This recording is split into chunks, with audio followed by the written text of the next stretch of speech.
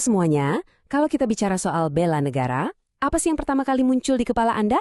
Mungkin seragam tentara, senjata, pertempuran fisik. Tapi, gimana kalau saya bilang, panggilan tugas bela negara untuk kita sekarang ini justru ada di tempat yang paling kita kenal sehari-hari, kampus.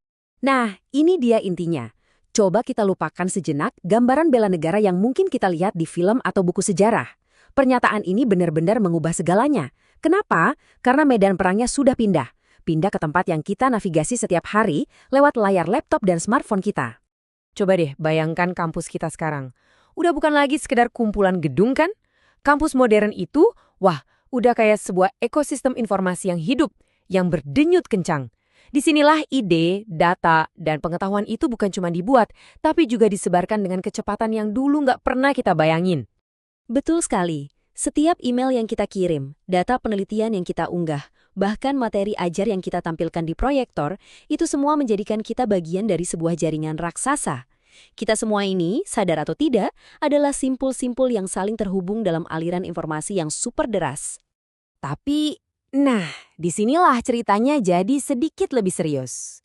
Di balik semua kemudahan dan kecepatan tadi, ternyata ada sebuah kerentanan. Sebuah tantangan besar yang sifatnya nggak kelihatan, nggak kasat mata, tapi dampaknya bisa sangat merusak.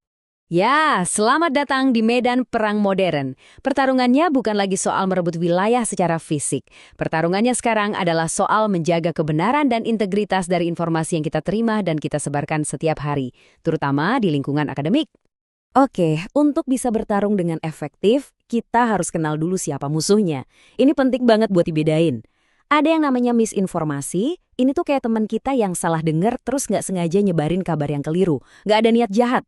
Nah, yang satu lagi, disinformasi. Ini beda. Ini sengaja dirancang, sengaja dibuat untuk menipu, mengacau, dan memecah belah. Jelas ini jauh lebih berbahaya.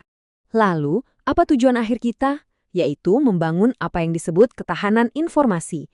Anggap saja ini seperti sistem kekebalan tubuh digital untuk komunitas kita. Jadi, saat ada virus informasi bohong menyerang, kita punya kemampuan untuk mengenali, menolak, dan memastikan hanya informasi yang sehat dan terpercaya yang beredar di ekosistem kampus kita. Sekarang, yuk kita bawa semua konsep tadi ke dalam konteks pekerjaan kita sebagai ASN.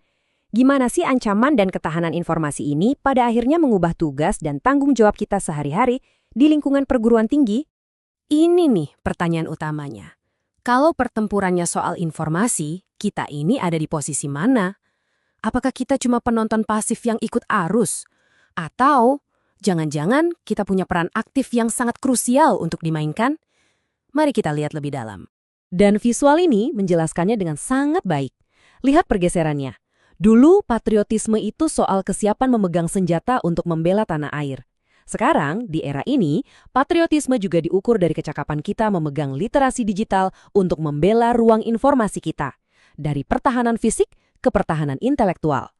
Jadi, inilah panggilan tugas kita yang baru. Kita semua, para dosen, staf administrasi, pustakawan, seluruh sivitas akademika adalah penjaga gerbangnya. Kita adalah garda digital yang berdiri di garis depan untuk melindungi kebenaran di lingkungan kita. Lantas, bagaimana kita mempersenjatai diri kita? Jawabannya bukan dengan baja atau senjata api, tapi dengan pengetahuan. Literasi digital itu bukan lagi sekedar keahlian tambahan. Di zaman sekarang, ini adalah baju zirah kita. Perlengkapan wajib untuk menjalankan tugas bela negara modern. Jadi, garda digital itu orang yang seperti apa sih?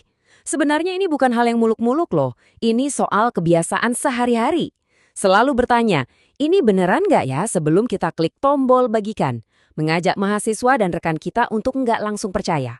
Mengamankan password. Dan yang paling penting, selalu kembali ke sumber yang bisa dipertanggungjawabkan. Simpel kan? Biar lebih praktis lagi, ini ada 3 langkah sederhana yang bisa kita mulai dari hari ini juga. Pertama, verifikasi.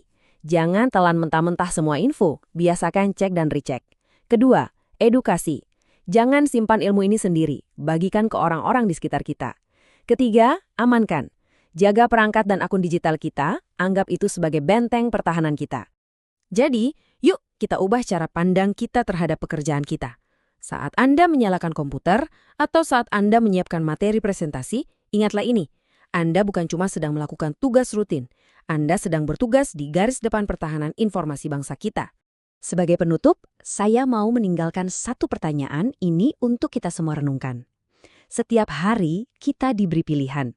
Pilihan untuk asal menyebar atau berhenti untuk memverifikasi.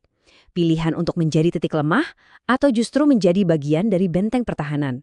Jadi pertanyaannya adalah, informasi apa yang akan Anda lindungi hari ini?